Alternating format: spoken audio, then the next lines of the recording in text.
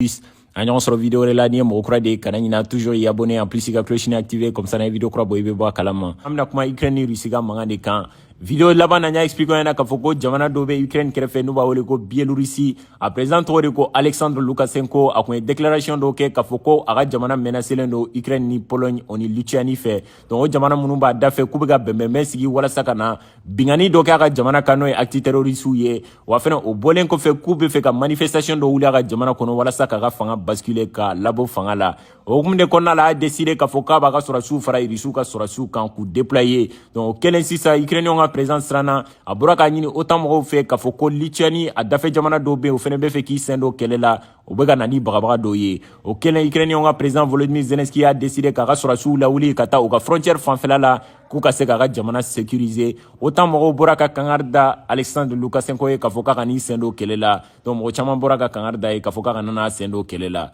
Bon, kelen sisan Ukrainiens ka président Volodymyr Zelensky de y'a ɲini OTAN mɔgɔw fɛ k'a fɔ ko le fait que Biélorussie y'ale bagabaga k'a fɔ k'a b'a ka sɔrɔdasiw la don a ka jamana kɔnɔ ale b'a ɲini OTAN mɔgɔw fɛ u ka unité dɔ lawuli c'est-à-dire ka système de sécurité dɔ kɛ ale ni Biélorussie frontière la c'est-à-dire u k'a essayer ka unité dɔ lawuli u ka t'u jɔ Biélorussie ni Ukraine ni ɲɔgɔn cɛ walasa ka se k'o frontière lakana an t'a dɔn avec le temps n'a sɔrɔ OTAN mɔgɔw bɛna sɔn ka sɔrɔdasi dɔw lawuli bon an t'a dɔn OTAN mɔgɔw ka réaction bɛna kɛ mun ye n'a sɔrɔ u bɛna sɔrɔdasi unité dɔw lawuli k'u bila ka taa Ukraine kɔnɔna la walasa frontière min bɛ Biélorussie ni Ukraine ni ɲɔgɔn cɛ ka se k'o sécuriser donc an t'a dɔn fɛnɛ n'o kɛra n'a sɔrɔ Russiw fɛnɛ ka réaction bɛna kɛ fɛn min ye le fait que OTAN mɔgɔw b'u ka sɔrɔdasiw déployer Ukraine dugukolo sanfɛ donc on ne sait pas waati tɛmɛnenw na ne y'a expliqué ɲɛna k'a fɔ ko Biélorussie bɛ sɔn ka kɛ fɛn dɔw ye ka mankan dɔw wuli Russiw ni OTAN mɔgɔw ni ɲɔgɔn cɛ parce que Biélorussie kɛlen k'a ka déclaration fɔ dɔrɔn Ukrainiens ka président siranna ale ko olu bɛ fɛ k'u sen don kɛlɛ la donc OTAN mɔgɔw bɔra ka ci u bolo k'a fɔ k'u kana n'u sen don kɛlɛ la wa fɛnɛ Volodymyr Zelensky y'a ɲini OTAN mɔgɔw fɛ k'a fɔ k'ale mago bɛ système de sécurité dɔw la olu ni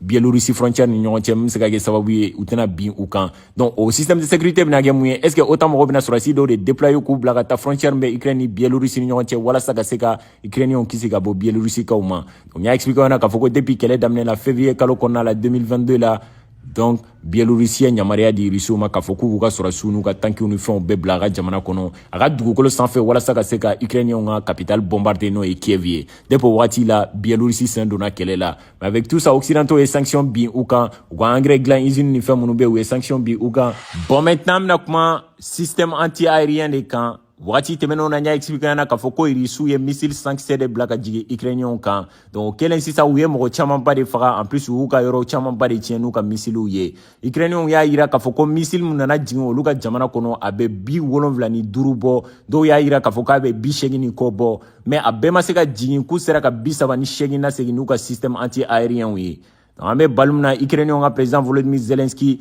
ko in kɛlen kɔfɛ dɔrɔn a y'a ɲini OTAN mɔgɔw fɛ k'a fɔ ko ale mako bɛ mun na nin wagati na o ye kɛlɛkɛminɛn dɔ de ye n'u b'a wele ko système anti-aérien minnu sophistiqués don minnu bɛ se ka kɛ sababu ye ka Russiw ka missiles bɛɛ lasegin an'u ka drones par le passé Fransi kun ye système anti-aérien dɔw bila ka taa n'u b'a wele ko Mistral Allemagne fɛnɛ kun ye dɔw bila ka taa donc o bɔlen fɛnɛ kɔfɛ Britanniquew fɛnɛ ka système anti-aérien min bɛ n'u b'a wele ko système Sol kɔfɛ dɔw kun bɛ Ukrainiens yɛrɛ ka stock la o de kɛra sababu ye Russiw ye missiles minnu bila ka taa u ka jamana kɔnɔ u sera ka dɔw intercepter k'a lasegin mais avec tout ça u tɛna se k'u ka sankolo protéger ka bɔ Russiw ka missiles n'u ka drones ma ni nin système anti-aérien dɔrɔn ye fɛ américains fɛnɛ ye promesse ta k'a fɔ k'u bɛna système anti-aérien fila bila ka taa n'u b'a wele ko NASAMS o bɔlen fɛnɛ kɔfɛ u y'a yira k'a fɔ ko naani wɛrɛ bɛ sira la ka na olu bɛ sɔn ka se fo san wɛrɛ de o hukumu de kɔnɔna la a yirala k'a fɔ ko o système ninnu sɔrɔli bɛ sɔn ka kɛ baaraba de ye c'est-à-dire a dilanni ye baara ye wa fɛnɛ k'a di mɔgɔ ma a gɛlɛya ka bon trop o hukumu de kɔnɔna la a yirala k'a fɔ ko fo san wɛrɛ de naani tɔw bɛ sɔn ka na o yɔrɔ de la ne yɛrɛ ɲininka ne ko n ko est ce que bantogo yɛrɛ bɛ nin kɛlɛ in na ninnu bɛ san wɛrɛ k'o kuma de la k'u bɛna système anti-aérien bila ka taa walasa ka se k'u ka ciel protéger bon le fait que Ukrainiens ka président Volodymyr Zelensky bɛ ka kule k'a fɔ k'u ka fɛn dɔw bila ka taa di a ma n'o ye système anti-aérien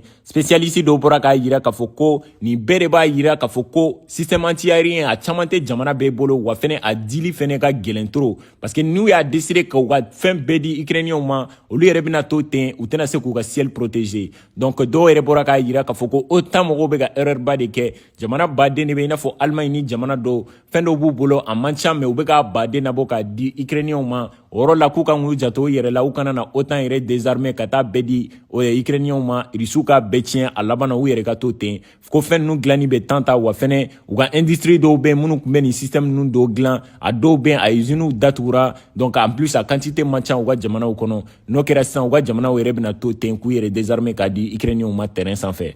O bɔlen kɔfɛ Alimanw fɛnɛ ye système anti-aérien kelen bila ka taa u ko 4 tɔw bɛ sira la ka na mais u ma date fɔ u bɛ se wagati min na Faransi fɛnɛ promesse ta u ye k'a fɔ k'u bɛ dɔ bila ka taa u kun ye dɔ bila ka taa par le passé u ye canon César fɛnɛ bila ka taa mais spécialiste dɔw bɔra n'a ye k'a yira k'a fɔ ko Ukraine mako bɛ système anti-aérien baden de la nin ɲɔgɔnna ninnu baden la pour que ka se k'u ka sankolo protéger donc a yira la k'a fɔ ko u ka capitale dɔrɔn kɔnɔ n'o ye Kiev ye pour que ka se ka yen sankolo yɛrɛ protéger pour que Russiw ka missile n'u ka drone kana jigin u ka capitale kan k'u mako bɛ nin système ɲɔgɔnna saba de la ou soit fila ɲɔgɔnna ninnu na donc et pourtant américains bɛ k'a yira k'a fɔ k'olu bɛ fila de bila ka taa o ma taa fɔlɔ Allemagne dɔrɔn de ye kelen bila ka taa donc spécialiste y'a yira k'a fɔ ko tiɲɛ yɛrɛ k'a fɔ a dilanni ka gɛlɛn industrie dɔw bɛ n'o ye usine dɔw ye minnu bɛ a système ninnu dɔw dilan a usine dɔw datugura donc a caman tɛ OTAN jamana dɔw fɛnɛ bolo donc u bɛ kelen ni fila ninnu bila ka taa a yira la k'a fɔ ko fo san wɛrɛ de américains bɛna 4 bila ka taa Allemagne fɛnɛ ko k'a bɛna 4 bila ka taa o date yɛrɛ ma fɔ fɔlɔ donc Faransi ko k'a bɛ dɔ bila ka taa mais olu si ma se terrain sanfɛ fɔlɔ a yira la k'a fɔ ko américains